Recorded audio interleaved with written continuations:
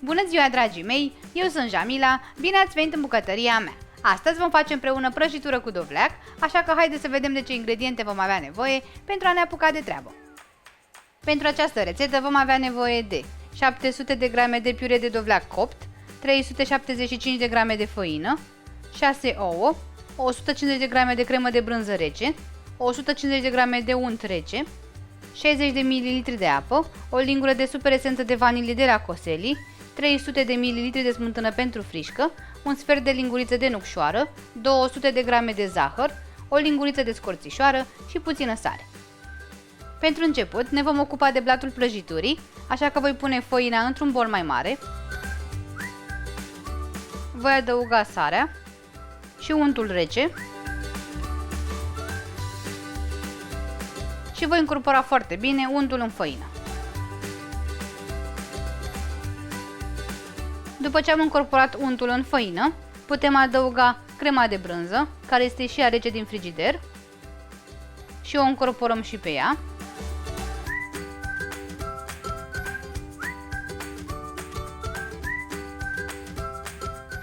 Adăugăm apoi apa, puțin câte puțin, cât să obținem un aluat moale.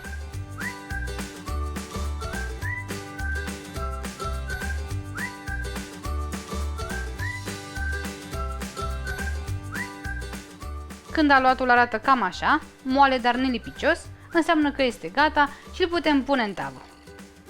Punem aluatul într-o tavă cu dimensiunile de 35 x 25 de cm și îl întindem foarte bine, ajutându-ne de mâini. După ce am întins foarte bine aluatul, îl voi înțepa cu o furculiță, asta pentru a nu crește prea mult, apoi îl voi da la cuptor în cuptorul preîncălzit la 180 de grade pentru aproximativ 20 de minute. Între timp ne putem ocupa de umplutura de dovleac, așa că voi pune piureul de dovleac într-un bol mai mare. Este dovleac pe care l-am copt în cuptor și pe care l-am pasat cât să arate ca un piure.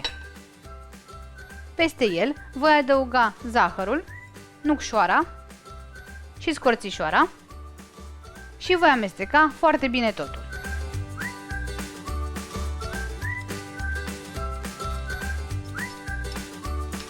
Voi adăuga apoi cele 6 ouă la temperatura camerei.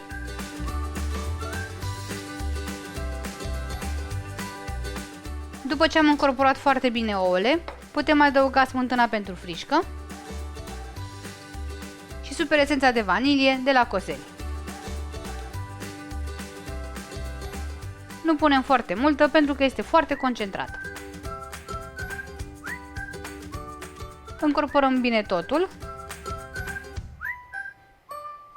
și umplutura de dovleac este gata. După ce au trecut cele 20 de minute, am scos blatul din cuptor, iar peste el voi pune crema de dovleac.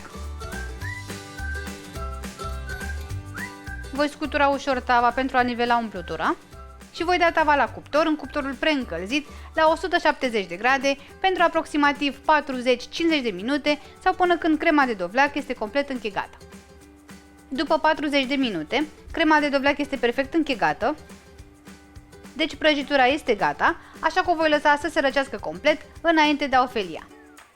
Dragii mei, prăjitura cu dovleac s-a răcit, așa că am putut să o feliez, arată absolut minunat, blatul este fraged și foarte gustos, iar crema este fină și delicioasă. Sper din suflet să o încercați și voi cu prima ocazie, mai ales că în această perioadă găsim dovleac peste tot. La revedere!